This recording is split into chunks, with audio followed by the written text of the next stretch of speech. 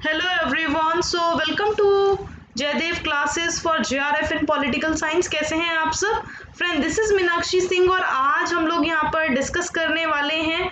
आज मैंने अपने हाथों से नोट्स बनाए हैं ये। और the political theory of positive individualism, अगर आप देखोगे ये बुक है किसकी? CB मैकपर्सन की। तो CB मैकपर्सन की काफ़ी इंपॉर्टेंट बुक है और CB मैकपर्सन के आज हम लोग इस पूरी क्लास में हम बात करेंगे पॉजिटिव इंडिविजुअलिज्म पर। ठीक है, तो CB मैकपर्सन का टाइम पीरियड रहा था 1911 से 1987 तक।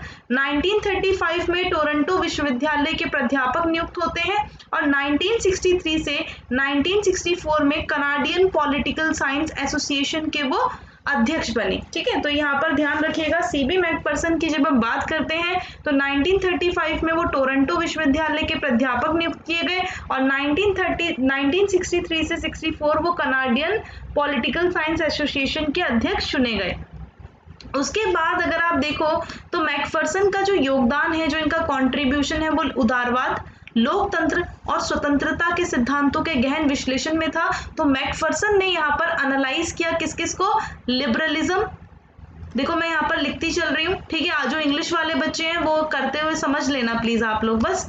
ठीक है, लिबरलिज्म, डेमोक्रेसी एंड लिबर्टी। ठीक है, थोड़ा सा मैं ये पेन थोड़ा सा ठीक कर लेती हूँ। अब ठीक है, तो यहाँ पर इन्होंने लिबरलिज्म, डेमोक्रेसी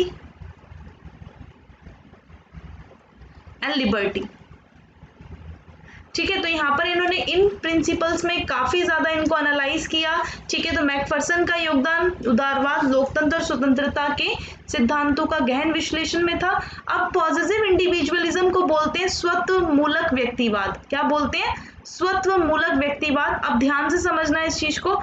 व्यक्ति अपने शरीर और क्षमताओं का मालिक होता है, इसके लिए वह समाज का ऋणी नहीं है ना। अगर हम देखें जब पॉजिटिव इंडिविजुअलिज्म की हम बात करते हैं तो जो इंडिविजुअल है उसकी खुद की बॉडी है, उसके अंदर कैपेबिलिटीज हैं। तो जो उसकी बॉडी है और जो भी कैपेबिलिटीज हैं, अगर आप देखो ये ह्यूमन बॉडी हो गई है ना, ये ह्यूमन बॉडी हो गई और जो उसकी कैपेबिलिटीज हैं, जो उसकी कैपेसिटीज हैं, तो वो उसका खुद का मालिक हो गया ना। वो इसके लिए क्या सोसाइटी का ऋणी है? क्या वो सोसाइटी का एक तरह से इसके लिए सोसाइटी को थैंक यू बोले? नहीं भाई, वो समाज का ऋणी नहीं है।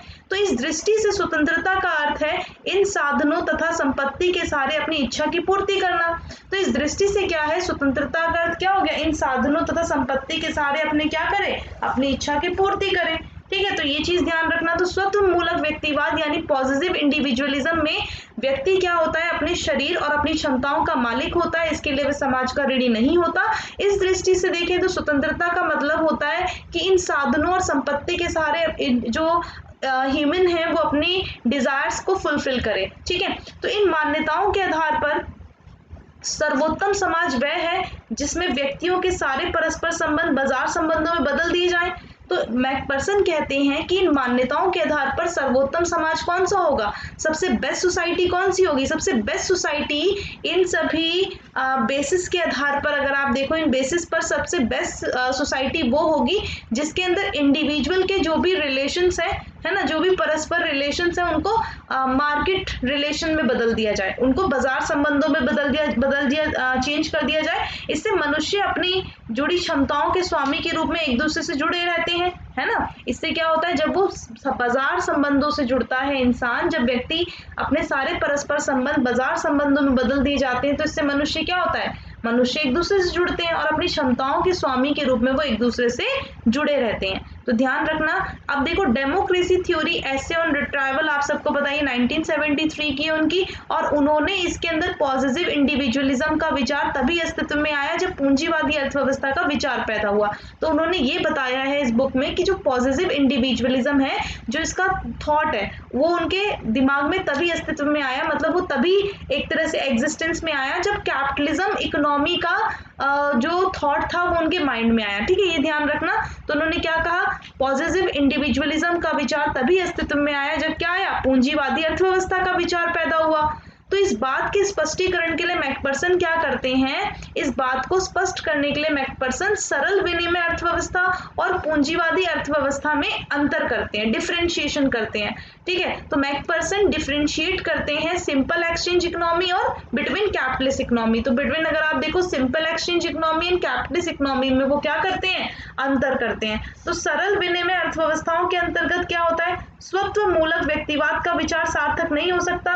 यानी जब हम बात करें सिंपल एक्सचेंज इकोनॉमी की, तो इसके अंदर जो पॉजिटिव इंडिविजुअलिज्म का जो विचार है वो सार्थक नहीं हो सकता। क्यों नहीं हो सकता, क्योंकि इसमें उत्पादन के साधन सस्ते होते हैं, क्योंकि इसमें सिंपल एक्सचेंज इकोनॉमी है भाई। इस सिंपल एक्सचेंज इकोनॉमी है, सिंपल एक्सचेंज मतलब समझ रहे हो, इसमें क्या होता है, इसमें जैसे मुझे सिंपल एक्सचेंज, हमने एक्सचेंज कर लिया है ना, सिंपली हमने एक्सचेंज कर लिया किसी चीज को, तो इसमें क्या होगा, उत्पादन के साधन सस्ते होंगे ना, चीप होंगे, बिल्कुल चीप होंगे। और वहां श्रम का ऐसा स्रोत नहीं मान सकते जिसे व्यक्ति से अलग करके बेचा जा सके।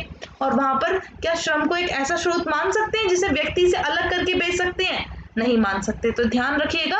तो सरल विनिमय अर्थव्यवस्था के अंतर्गत क्या होता है, पॉजिटिव इंडिविजुअलिज्म का जो विचार है वो सार्थक नहीं बैठता, क्योंकि उसमें उत्पादन के साधन सस्ते होते हैं। वहां पर श्रम का स्रोत, हम श्रम को एक ऐसा स्रोत नहीं मान सकते जिसमें व्यक्ति से उसको अलग करके बेचा जा सके। फिर हम बात करते हैं पूंजीवादी व्यवस्था की। तो पूंजीवादी, जब हम कैपिटलिस्ट व्यवस्था की बात करते हैं तो इसमें क्या होता है, उत्पादन के साधन बहुत अधिक कीमत होती है ना।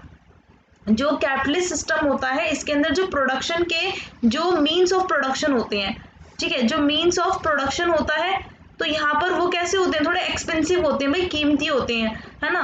और वे पूंजीपति की संपत्ति होती है। मशीन्स हो गई भारी भरकम, भैया ये थोड़े मोटे पैसों में थोड़ी आती हैं, छोटे मोटे में आती है क्या, नहीं। तो यहाँ पर अगर आप देखो तो पूंजीवादी व्यवस्था के अंतर्गत उत्पादन के साधन बहुत अधिक कीमती होते हैं और वे पूंजीपति की संपत्ति होते हैं, और कामगार की संपत्ति नहीं हो सकते ना। अगर वो वहां पर काम कर रहा है तो क्या वो मशीन उठा के ले जाएगा घर, नहीं भाई, मशीन किसकी है, पूंजीवादी भाई, उसकी है, पूंजीपति की मशीन है वो। तो परिणाम स्वरूप श्रम की स्थिति बाजार में बिकने वाली वस्तु के तौर पर ही रह जाती है। यहाँ पर क्या होता है, इंसान सिर्फ अपना श्रम बेचता है। तो ध्यान रखना, पूंजीवादी व्यवस्था के अंतर्गत क्या होता है, उत्पादन के साधन बहुत अधिक कीमती होते हैं और वे पूंजीपति की संपत्ति होते हैं, और कामगार की संपत्ति नहीं हो सकते, और परिणाम स्वरूप श्रम की संपत्ति स्थिति बाजार में बिकने वाली वस्तु के तौर पे रह जाती है। आई होप आप लोगों को ये क्लियर हुआ होगा। ये कॉन्सेप्ट था पॉजिटिव इंडिविजुअलिज्म का। Thank you so much and thanks for watching. Bye bye to all, bye bye.